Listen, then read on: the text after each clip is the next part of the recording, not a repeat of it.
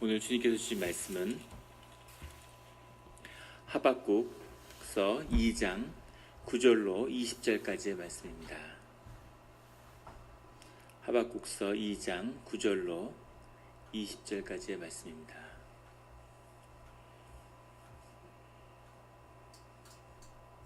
다 같이 한 목소리로 봉독하시겠습니다.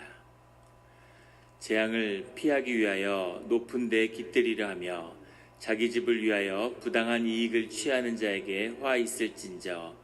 내가 많은 민족을 멸한 것이 내 집에 욕을 부르며 내 영혼에게 죄를 범하게 하는 것이 되었도다. 담에서 돌이 부르짖고 집에서 들보가 응답하리라. 피로 성읍을 건설하며 불의로 성을 건축하는 자에게 화 있을진저.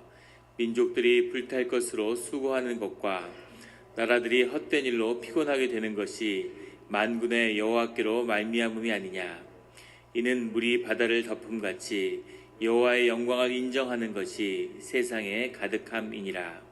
이웃에게 술을 마시게 하되 자기의 분노를 더하여 그에게 취하게 하고 그 하체를 드러내려 하는 자에게 화 있을진저.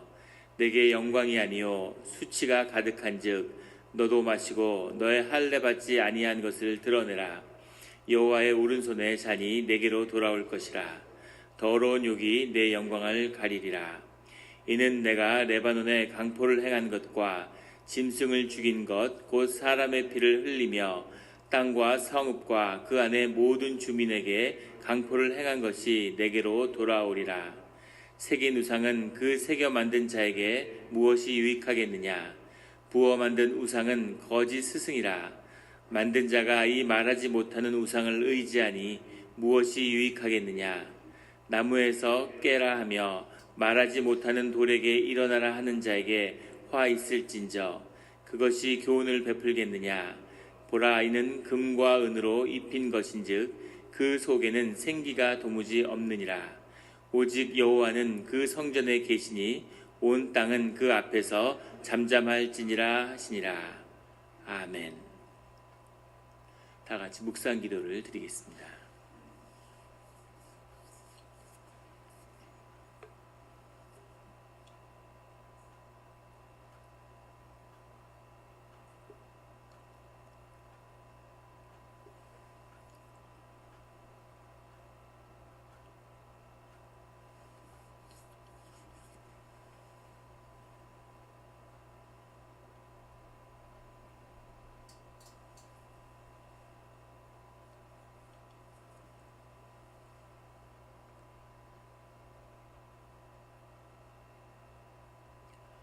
하나님 아버지 감사합니다. 주의 음성을 듣고자 저희가 새벽 제단 앞에 모였습니다. 우리 마음의 기도와 우리 마음의 묵상이 주님께 연락되기를 원합니다. 감사드리며 예수 그리스도의 이름으로 기도드렸습니다. 아멘.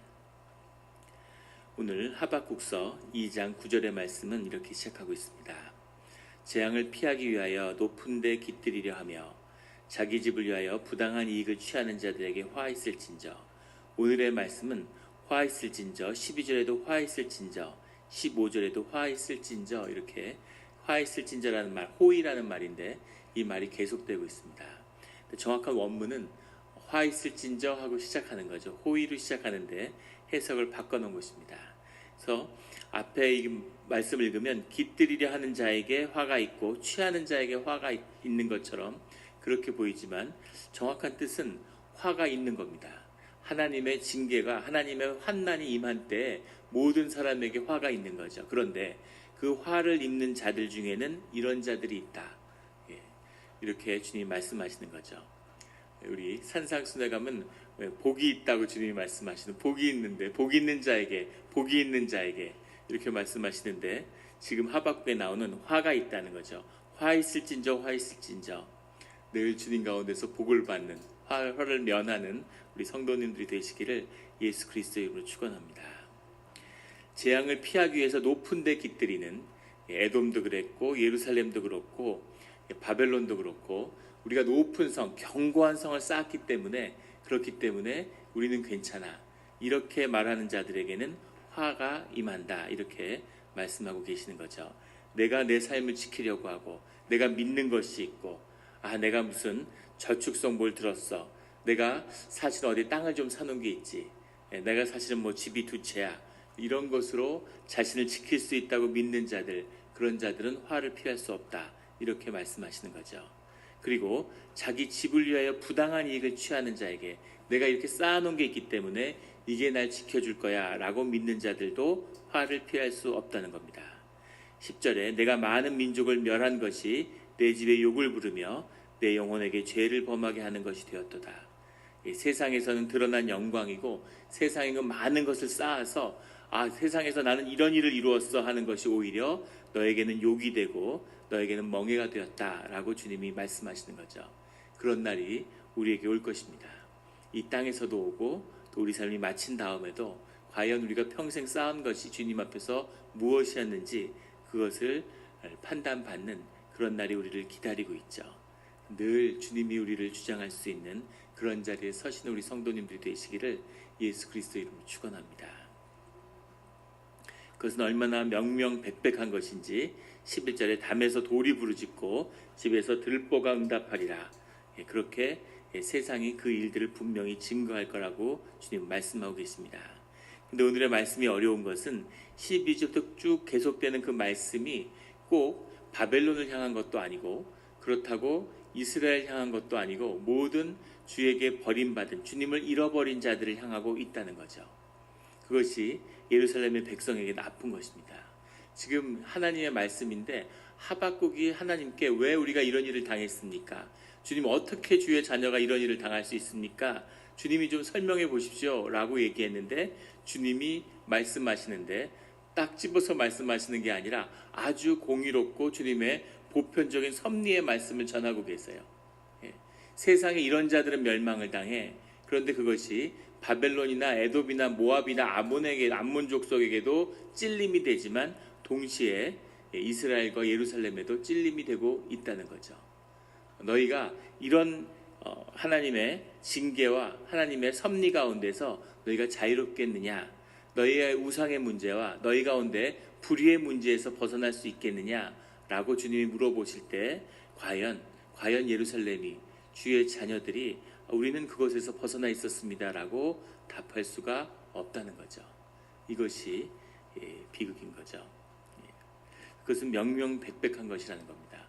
신기하게도 모든 선지서에 주님의 말씀이 한결같으시다는 거죠. 주님이 한 분이니까 당연한 거겠지만 두 가지, 항상 예루살렘의 멸망을 얘기할 때 그 가운데 불의가 있고 그 가운데 우상이 있다는 겁니다. 거짓과 불의, 주님이 가장 싫어하시는 두 가지죠. 거짓이 있는 자들은 오만해지고 불의를 행하는 자들은 인색해지는 거죠. 강팍해지는 거죠. 그것이 주님과 떨어지는, 주님과 분리되는 일임을 보게 됩니다. 늘 거짓과 불의를 끊어버리는 우리 성도님들이 되시기를 예수 그리스도의 이름으로 축원합니다. 근데 이런 하나님의 섭리를 펼치는 일들이 얼마나 분명한 것인지 14절에 보면 이는 물이 바다를 덮음같이 여호와의 영광을 인정하는 것이 세상에 가득함이니라. 하나님의 섭리가, 하나님의 역사하심이 세상을 모두 덮고 있다는 거죠. 눈이 어두워지고 세상에 속아서 안 보일 뿐이지 눈이 열리고 영이 열리면 이 평면같이 보이던 세계가 입체로 보이는 거죠. 하나님이 그 안에 숨어 있고 하나님이 그 안에서 역사하시는구나 하는 것을 보고 경험하게 되는 겁니다. 기가 막힌 역사를 보게 되는 거죠. 하나님이 축복하시는구나, 하나님이 함께 하시는구나, 그런 일들을 보게 됩니다. 그런 삶을 사는, 그런 입체적인, 그런 보이지 않는 하나님의 도우심을 늘 경험하는 우리 성도님들이 되시기를 예수 그리스도의 이름으로 축원합니다.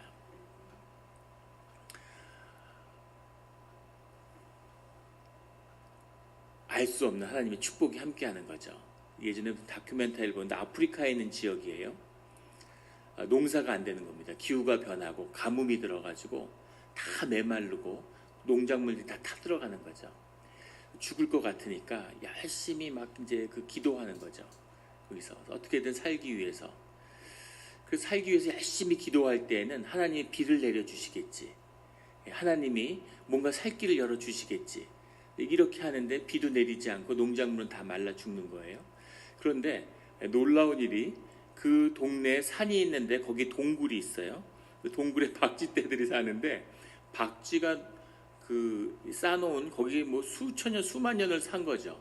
거기에 수만 년 동안 쌓인 똥이 모여 있는데 그 박쥐똥이 무슨 화학 성분이 되었는데 그게 굉장히 중요한 화학 물질이라는 거예요. 그래서 그거를 팔아서 엄청난 부를, 그게 어마어마한 부의 상징이었다는 거죠.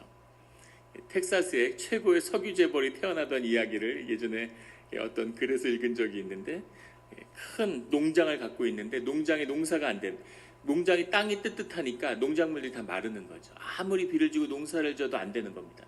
땅은 광대한 땅을 차지하고 있지만 뭐 농산물이 안 나니까 땅이라는 게 세금밖에 나오는 게 없죠. 그래서 푸드 스탬프를 타가지고 그렇게 살아가고 있었는데 어느 날 밤에 자는 날 자기 마루에서 하도 화끈거려가지고 무슨 일인가 일어나니까 자기가 자는 침대 그 바닥에서 바닥이 갈라지면서 거기서 석유가 터졌대. 미국 최고의 부자가 탄생하는 순간이었던 거죠. 우리의 삶의 비밀이, 우리의 보물이 어디에 묻혀 있는지 아무도 모르는 거죠. 우리는 이렇게 되겠지, 우리 삶은 이렇게 돼야 되는데, 근데 무엇이 좋고 무엇이 복된 길인지 알지 못한다는 겁니다. 중요한 것은 정말 하나님의 영광을 인정하는 것이 세상에 가득한 물이 바다를 덮음 같이 하나님의 은혜와 공의가 우리를 덮고 있다는 거죠. 그것이 징계가 아니라 축복이 되는 우리 성도님들이 되시기를 예수 그리스도의 이름으로 축원합니다. 18절에 새긴 우상은 그 새겨 만든 자에게 무엇이 유익하겠느냐, 부어 만든 우상은 거짓 스승이라, 만든 자가 이 말하지 못하는 우상을 의지하니 무엇이 유익하겠느냐. 이 우상에 대한 말씀을 주님이 끊임없이 하시죠. 모세가 하나님의 말씀을 받으러 올라갔는데 말씀이 함께해야, 말씀이 있어야 우리 삶에 복이 되는데, 그 말씀을 받으러 모세가 떠난 그때 이스라엘 백성이 한 것은 황금으로 우상을 만드는 것이었죠. 우리의 죄된 육신 가운데 아담이 죄를 짓고 나왔을 때 그때 먹음직하고 보암직한 거짓이 우리를 덮고 있는 겁니다.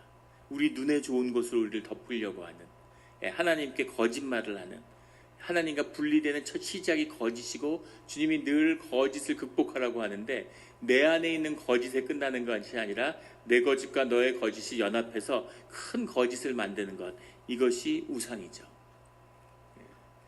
우상이라고 그러니까 이 사람들이 이렇게 어리석을 수가 있을까? 어떻게 부은 송아지를 만들어서 이것을 숭배할 수가 있을까? 근데 그것은 표상일 뿐이지 우리 마음에 있는 정욕과 욕심과 그것을 밖으로 표출한 것 뿐이죠. 오늘날에도 그 바알 숭배의 상징이었던 황금소가 맨하탄에 이렇게 딱 있잖아요. 세 개 다 있죠.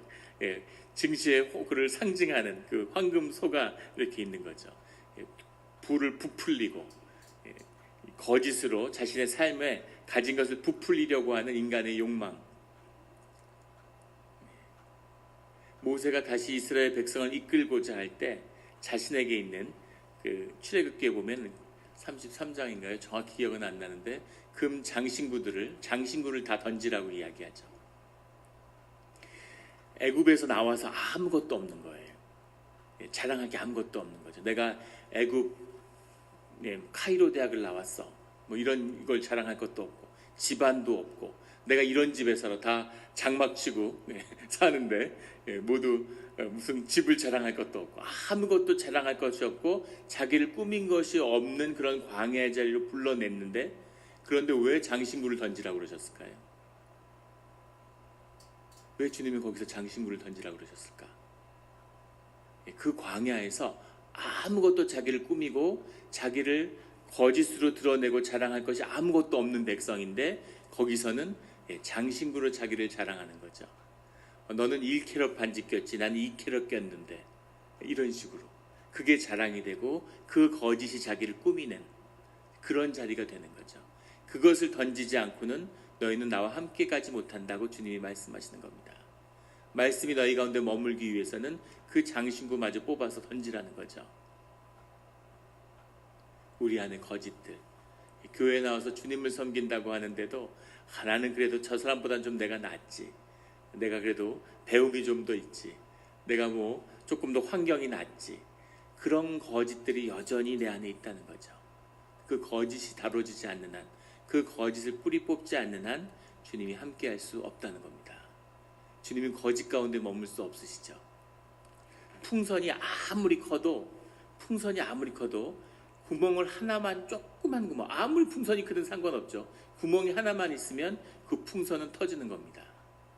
아무리 주님께 어떤 헌신과 어떤 기도와 어떤 주님 앞에 함께 하려는 마음이 있다 하더라도 그 안에 다루어져야 할 부분들이 다루어지지 않으면, 그러면 주님의 임재가 우리와 함께 할 수 없는 거죠. 이것이 주님의 비밀입니다. 늘 우상을 끊어버리고 순전하고 온전한 마음으로 주님의 은혜를 만나는, 주님의 예배 가운데 나오는 우리 성도님들이 되시기를 예수 그리스도 이름으로 축원합니다. 같이 기도드리겠습니다.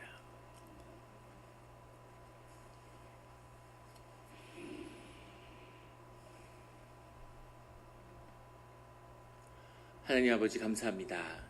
주님의 말씀을 만날 때마다 아프고 부끄럽고, 우리는 어떻게 하나님이 우리에게 이렇게 하실 수가 있었을까? 하나님 왜 어려운 때 우리를 돌아보지 않으셨습니까? 하나님 왜 힘들 때 우리를 도와주지 않으셨습니까? 라고 주님께 부르짖었는데, 주님의 말씀을 만나고 그 말씀의 빛이 우리에게 임해서 보이게 되는 우리의 모습은 추하고 더럽고, 욕심과 어떻게 주님이 나와 함께 하실 수 있었을까? 어떻게 주님의 은혜가 나와 내한테 머물 수 있었을까 하는 부끄러움과 그런 아픈 고백밖에 남는 것이 없습니다. 주여 아버지여, 주여 아버지여, 부끄럽고 연약한 존재이오나 주님을 사랑하는 마음도 진심이었음을 주님 앞에 고백드립니다. 주님, 불쌍히 여겨주시고 주님, 자비를 베풀어 주시옵소서. 주님 안에서 회복되기를 원합니다. 주님과 함께하기를 원합니다. 세상의 환난 가운데 주님을 다시 만나는 은혜의 자녀가 되게 하여 주시옵소서. 감사드리며 예수 그리스도 이름으로 기도드렸습니다.